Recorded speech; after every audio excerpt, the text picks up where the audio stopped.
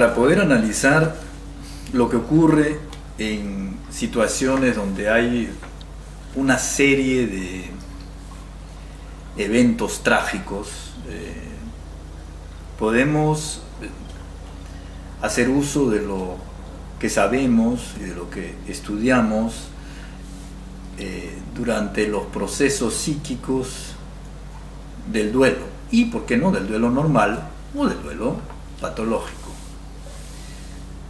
Sabemos que estos procesos mentales, que no tienen nada que ver con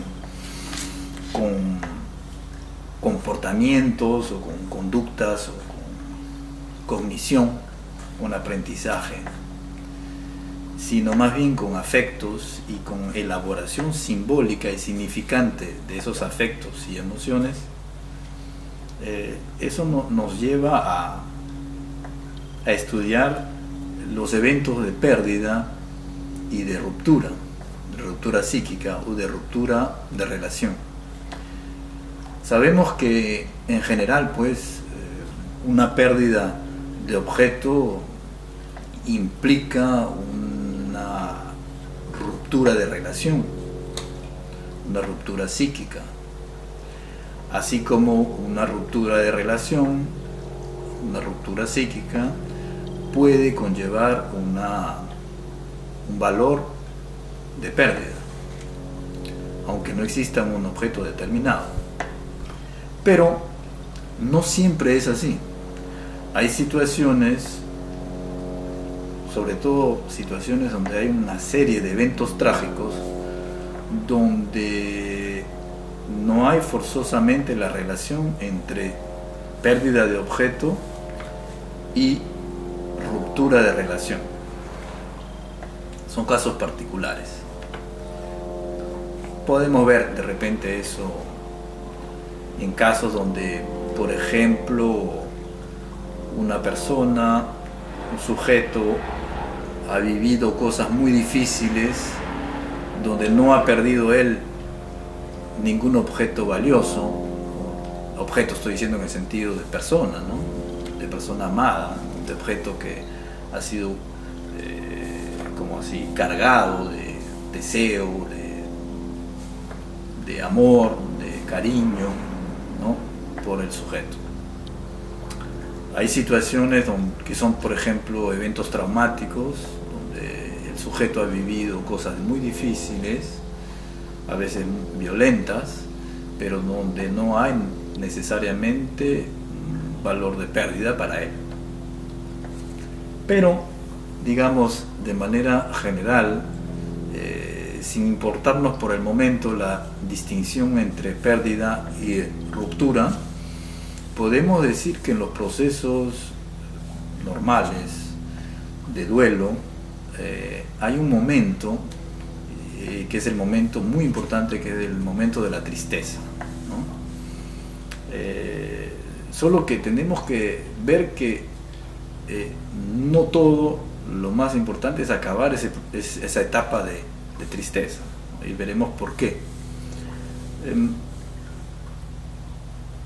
Siempre me ha interesado estudiar y contribuir al estudio de las etapas de los procesos de duelo. Y podemos decir que en general, digamos que hay como 4 etapas importantísimas en los procesos psíquicos de un duelo. Estas etapas son etapas afectivas y emocionales. En primer lugar, y en ese orden, ¿no? En primer lugar hay angustia, ¿no? Luego, después, dolor. Hay un momento de emergencia de la cólera, y al final está la tristeza. En ese orden, ¿no? Angustia, dolor, cólera y tristeza. Y luego después, lógicamente, después de la tristeza viene la emergencia de un nuevo deseo, de un nuevo amor, de una nueva relación, ¿no? Que de esa manera uno va a completar el duelo y pasar a otra a otra cosa, a otra relación, a otro momento de la vida, ¿no? Lógicamente todo eso es un esquema bastante teórico, pero es una teoría que viene de la práctica, ¿no? Y que se puede verificar en la experiencia de cada uno, ¿no? En situaciones de pérdida o de ruptura. Pero lo que nos interesa en este momento es ver que no todo lo más importante es el hecho de ya no tener tristeza y de tener un nuevo deseo. Porque hay situaciones en que la tristeza termina, hay la emergencia de un nuevo deseo, pero el proceso parece que no ha sido completamente desarrollado por el sujeto, porque él se encuentra en situaciones que no son, aunque parezcan serlo, pero que no son completamente satisfactorias para él. Al final del periodo de tristeza, pues, ¿no? Hay como en el momento del comienzo de la etapa del dolor un tipo de negación, un tipo de inhibición, un tipo de recusa o casi de fobia que existe en relación al objeto. Al final, pues, de este periodo de tristeza puede existir en el sujeto, a pesar del hecho de que ya pase a otra cosa, a pesar del hecho de que ya quiera encontrar otro objeto, a pesar del hecho que lo encuentre y que establezca con este objeto una nueva relación, a pesar de eso puede existir un no querer volver a una relación que le rememore o que le parezca a la relación donde hubo la pérdida o donde hubo la ruptura o las pérdidas o las rupturas, ¿no? Entonces ahí hay un problema, ¿no? O sea que de un cierto modo el proceso ha avanzado bastante, pero por otro lado hay algo todavía que hace obstáculo, hay algo que todavía no ha sido liberado. Entonces, por ejemplo, ¿no? Si alguien perdió a su amada, puede más tarde, en el momento de tristeza intensa, cuando el momento de tristeza intensa, o sea, ha tenido angustia, ha tenido dolor, ¿no? Ha tenido cólera, ha tenido tristeza y ha tenido todas esas cosas mezcladas, ¿no? Angustia con dolor, dolor con cólera, cólera con tristeza, tristeza sola, tristeza muy fuerte, tristeza intensa, tristeza más suave, ¿no? Y poco a poco va desapareciendo, ¿no? Y va bajando la tristeza y va emergiendo un nuevo deseo. Entonces el sujeto ha avanzado mucho, ¿no? Pero ya va a querer encontrar a una nueva mujer. Muy bien, pues es un progreso, ¿no? Pero lo que puede ocurrir en ese momento es que una condición subjetiva se impone. Va a querer y va a poder encontrar otro objeto con el cual establecer otra nueva relación, muy bien, pero con la condición de, por ejemplo, no amar. Va a encontrar otra mujer, pero sin amarla. La condición es no amarla, ¿no? Hay otras condiciones que pueden ser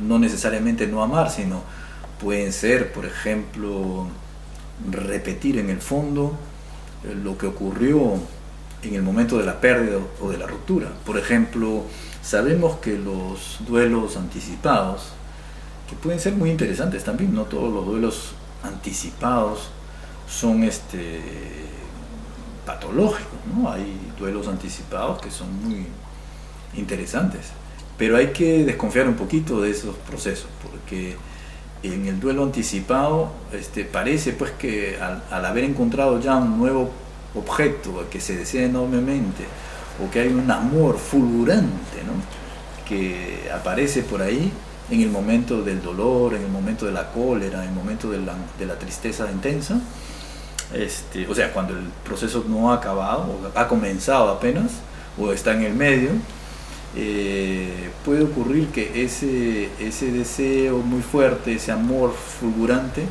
sea solo una repetición inconsciente de la problemática no resuelta, ¿no? Entonces, en estos casos, pues, ¿no?, el criterio para el fin del duelo no es el mero hecho de desear un nuevo objeto, de crear una relación con ese nuevo objeto, ¿no?, sino más bien el de superar esta última fase, ¿no?, en donde, a pesar de que el deseo por otra relación existe, ¿no?, y que ya está liberado esto por lo menos, ¿no?, todavía el sujeto conserva, todavía el sujeto encierra en sí mismo, ¿no?, una parte de sí que conmemora la pérdida, que conmemora la problemática de la ruptura, que conmemora o que conserva en sí el valor de lo trágico vivido, ¿no? Entonces, por eso el fin del duelo no me parece que puede ser equivalente, ¿no?, a que un clavo, por ejemplo, saque a otro clavo.